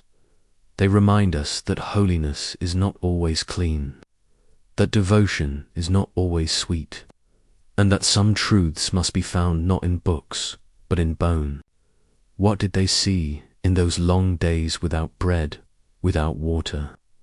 What did they become when the flesh gave way and the spirit roamed free? We may never know, but perhaps that is the point. Some prayers are not meant to be recorded. Some revelations are too wild to survive the ink of history. They live instead in the hush before dawn, in the shiver that passes over us when we are most alone in that moment. Between breath and silence you may hear them, still fasting, still watching, still waiting, in the far reaches of the northern winds, where the stone-fanged spine of the Hindu Kush stabs at the sky. There are valleys so narrow and deep that light itself seems to pause before entering. Fog gathers there in the early hours, not as weather, but as a presence thick with memory, heavy with breath. And if you listen long enough, as the mist clings to walnut trees and dances over slate rooftops, you may hear them still, the old chants, the ones that were never written, only sung soft, trembling, older than scripture, older than conquest. This was a place where gods wore no crowns, built no temples, and demanded no obedience. The Kailash valleys, cupped between walls of jagged stone, held no cathedrals. Instead, there were ash altars, small, unassuming platforms of blackened earth, and rough wood, perched on hilltops, or nestled beside spring-fed streams. The gods did not dwell in statues, but in the hum of the wind, the crack of the fire, and the eyes of the goat as it was offered. Blood warm on cold rock dot the Kailash people, a flame flickering in history's breath, spoke a language tangled in 100 roots, yet unlike any other. Their dialect carried sounds that fell like water and rose like embers. It was never fully understood, not by the scribes of empire nor the clerics of conquest, and so they remained a mystery feared for their difference, hunted for their defiance. Their rituals, passed mouth to mouth, wrist to wrist, were born not from books but from earth. The seasons dictated the sacred spring festivals soaked in wine, winter vigils whispered over pine.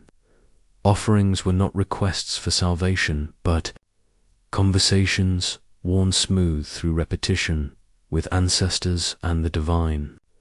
Goats were led in silence, bells around their necks ringing like distant thunder. Their blood was not spilled in cruelty, but in reverence, poured like ink into soil, sealing the bond between the seen and the unseen. When the winds of conquest came, they came not first with swords, but with sermons. The neighbors fell first, converted in waves, their gods buried beneath mosques and new names. But the Kailash, hidden by their mountains, did not yield so easily. The ash altars continued to smoke. The songs, though quieter, did not die. Children were taught the old stories in secret, beneath stars that watched and remembered. But even stone can be worn down by rain. The bands began with whispers. Backwards, they called them. Infidels, said the louder voices. The sacred festivals were denounced as blasphemy. The songs, once echoing down valleys in chorus, were deemed dangerous. Fires were forbidden. The gods of the wind and water were declared false. One by one, the ash altars were extinguished. A boy was seen leading a goat to a stream at dusk his family find. A woman found whispering a chant over a newborn, her name removed from records. A village that dared to light ceremonial fires surrounded, interrogated, silenced. Some left, some bowed their heads. But just a few dug their heels into the earth and listened. Still, for the gods who had not yet left them, one elder, face carved by time and smoke, hid a sacred flute beneath the floorboards of her wooden home. She had once played it under the stars as wine-soaked voices danced around the fire. Now she played it alone in the hush of dawn, when the snow muffled even the crows. She played not for celebration, but remembrance. Each note a prayer, not for protection, but for memory. In the darkness of forbidden ritual, they found a kind of purity. No longer bound by ceremony's grandeur, only the faithful remained. The boy who brought pine needles to the old altar, pretending it was firewood. The girl who traced the shape of the sun with her finger in the dust before sleep. The elders who refused to forget, even when the forgetting was easier. There is a silence now in the Kalash valleys. Not emptiness, but stillness. The kind that comes after centuries of speaking. Yet sometimes, in the folds of wind between cliffs, something stirs. It is not a sound, exactly, but a memory breathing through the stones. Some say the gods of the Kalash are still there, not watching from above, but walking quietly in the frost. Their footprints marked by the hush of branches and the flutter of a bird taking flight. They were never gods of thunder and fire. They were gods of stream and bone, ash and breeze. They do not demand worship, only remembrance. And perhaps that is the truest kind of faith, one that survives, not because it is allowed, but because it is loved. There is a story buried deep in the snow-choked archives of oral lore, of a woman who once lit a fire atop a hill after the final ban. She did not sing, did not dance, only stood still as the flames flickered. They found her by morning, the fire long dead, her footprints the only sign she had been. But in the place where she stood, the soil remained warm for days, as if something had watched her, as if something had stayed in the world below, where marble and gold declare dominion. Such acts mean nothing. But in the hidden folds of mountains, where gods walk barefoot and rituals breathe in silence, a single fire is enough. The ash altars may be cold now, scattered and crumbled, but ash is not the end of fire. It is the mark it leaves behind, and in the Kalash valleys, where the air holds the scent of pine and prayer, where language hangs like smoke above rooftops, the gods are not gone. They are waiting, patient as the stone, quiet as snow, sacred as memory, beneath the slow breath of the jungle canopy, where mist weaves through strangler figs and the roots of ancient ceiba trees pierce the earth like forgotten veins. There once lay altars not of stone, but of silence and shadow. In this place, before names, before carved calendars and written glyphs, the Olmecs lived and dreamed in rhythms older than kings. And in the deepest sanctums of their night rituals, they turned not to idols or idols of gold, but to mirrors, black, cold, and shimmering with secrets. The mirrors were not for vanity. No face wished to see itself in those polished eyes of magnetite. They were doors, thin as breath, between worlds, smooth as death, yet thrumming with life. Carved from obsidian and iron-rich stone, they did not reflect the flesh, but the soul. At least, That is what the priests said, those men who kept no names, only titles, and whose blood ran freely on ceremonial days. It began in the lowlands, where the river coils like a serpent across the soft belly of the land. In the temples that rose like dark teeth from the moss, the priests would gather under moonless skies. They dressed in jaguar pelts and cloaks of woven maize, and their faces were painted with ashes of those who had seen too much. At the center of their circle lay the mirror, always cold, always waiting. Into this mirror they bled. They did not slash carelessly. Each offering was a vow, a slit along the tongue, a line drawn across the wrist, a drip from the heart of a bird held gently. Until its final shiver, the blood did not stain the mirror. It vanished, absorbed or devoured, no one knew. And as the surface shimmered with the copper sheen of life, the priests would chant in tongues no longer known, syllables that curled like smoke into the air, then vanished as though they had never been born. Some said the mirrors showed future's death, scenes, eclipses, betrayal. Others said they held the past, a reflection of deeds long buried, summoned forth in silent accusation. But most terrifying was the third belief, that the mirror did not show what was, but what truly is.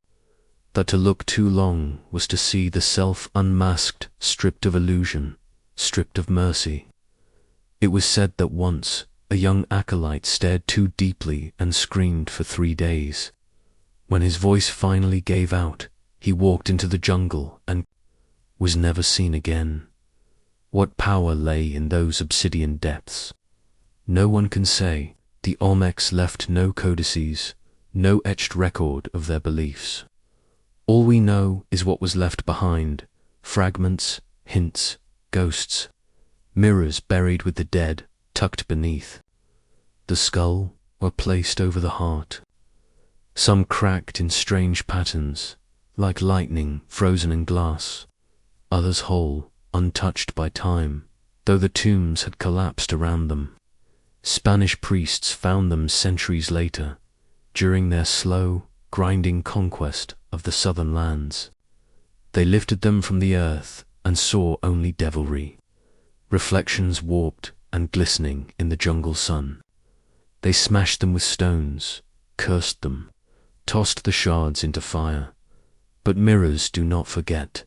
There are still villagers who claim, in the deepest corners of Veracruz and Tabasco, that if you walk alone into the jungle and find one of the old stones, and if the moon is hidden and you dare to look, you may see not your face, but your fear. Some say the mirrors are watching still, that the jungle itself holds the memory of sacrifice, of whispered omens, of eyes wide and trembling before the blackened glass. Scholars search the ruins and call the mirrors tools, artifacts, ornaments. But in the old stories, those not yet stripped by conquest or silence, the mirrors were alive. They breathed, they remembered, they chose. And it was not only priests who feared them.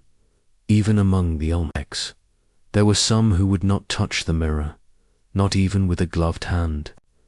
They said it held hunger, that it called to those whose spirits were cracked, that if you stared long enough, something on the other side would stare back.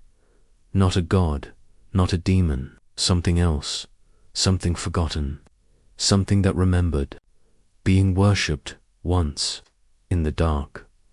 When the rites ended, when the Spanish tore down the temples and renamed the rivers and baptized the ruins with fire, the mirrors vanished from ceremony.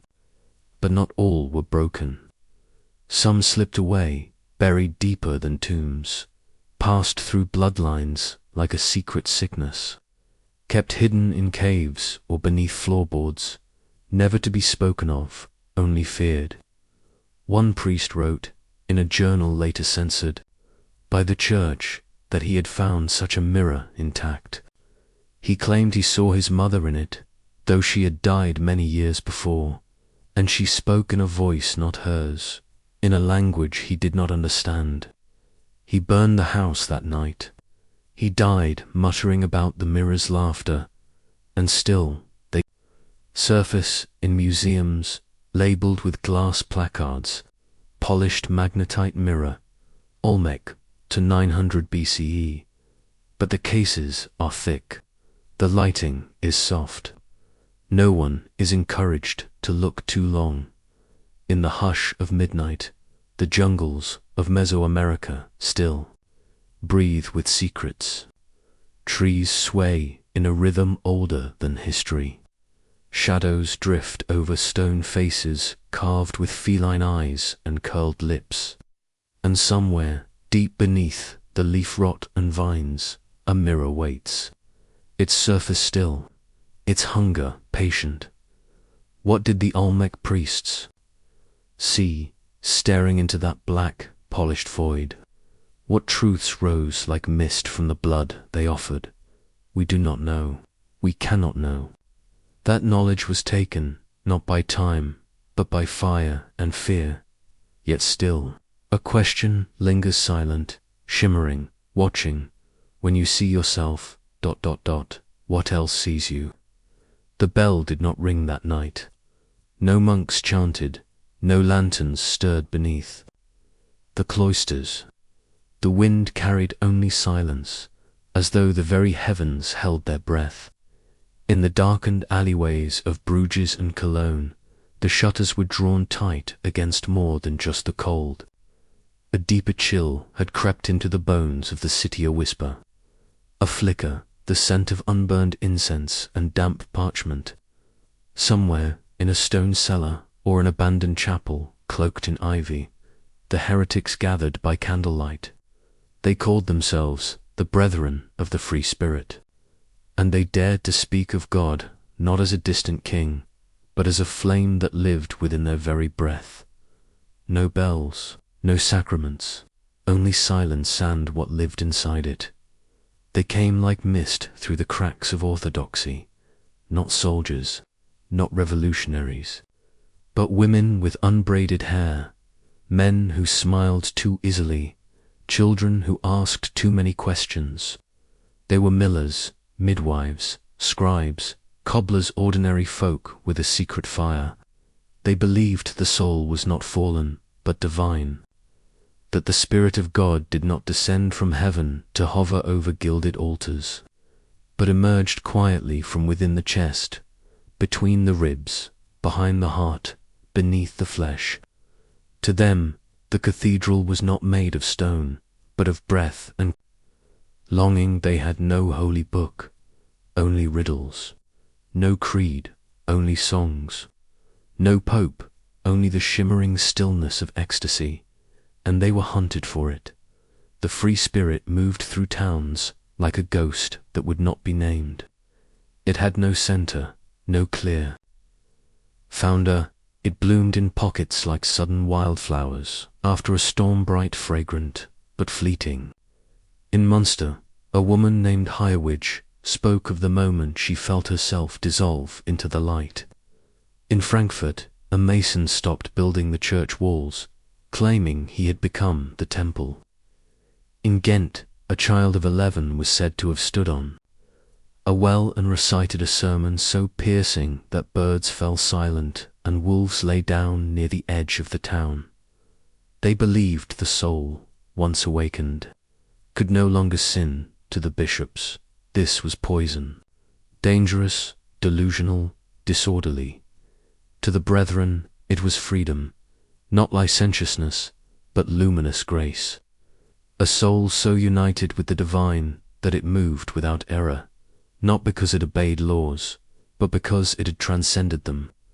Sin was not avoided, was outgrown, like a child's discarded garment.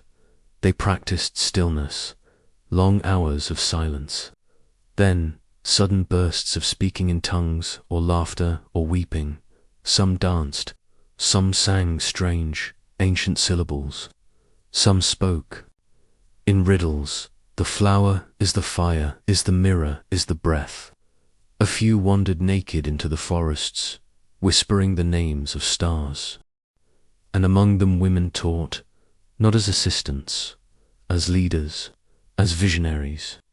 They wrote scrolls hidden in weavings, etched symbols into the folds of bread, sang sacred truths while washing clothes beside the river. The divine did not distinguish between male or female, they said. Why then should the world? This was more than heresy. It was treason against the bones of the church. The Inquisition came in black. They arrived quietly just before dawn before roosters crowed, before the dew dried on the wheat. They moved like shadows with chains. One by one, the voices of the free spirit were silenced. In Bruges, a midwife was burned alive after claiming her prayers cured a noblewoman's child. In Antwerp, 3 men were found hanged by their own belts' mouths stuffed with feather symbols, they said, of having flown too close to heaven. The writings were rarer than gold and just as hunted. Some were burned. Others were stitched into the bindings of other books, hidden inside the margins of psalters or cookbooks. One parchment, found centuries later in a monastery's cellar, bore only this in fading ink: God moves behind the ribs, close your eyes. He is the silence between thoughts. But not all was lost. In the low valleys, old women whispered the teachings to daughters, a lullaby with a strange rhythm, a phrase passed during a funeral, a symbol drawn in ash during Lent. It lived on in fragments like shattered stained glass, still catching the light. And what did they truly want? Not rebellion, not chaos, only intimacy with the divine, without mediation, without transaction, without fear. They longed to pray with their whole being, to breathe and know it was holy, to touch and know it was sacred, to weep and feel God. In the salt, to be free not from duty, but from distance. They believed heaven was not above, but within, and that belief terrified the world. The night they burned the last known preacher of the free spirit in Cologne, the skies refused to open. No rain, no thunder, just smoke that curled upward like a black ribbon, disappearing into the pale sky. Some say the fire would not catch at first. Others say the preacher, a woman with white hair and a calm voice, smiled even as the flames reached her knees. She did not scream. She only whispered, "I am already home." Centuries passed. Names were forgotten. Stone crumbled. But somewhere, in the silence of candlelit rooms, a few still remember. A phrase in a poem. A look passed between lovers. A strange feeling during meditation, as though the soul was not rising upward but inward, deeper, warmer, closer. And the question remains, can the soul's freedom be truly erased? Or does it merely retreat, waiting in silence for a world soft enough to cradle it again? The bells did not ring that night. But perhaps, somewhere still, a breath soft as silk moves through the darkness. Not rebellion, not madness, only a whisper. You are already divine.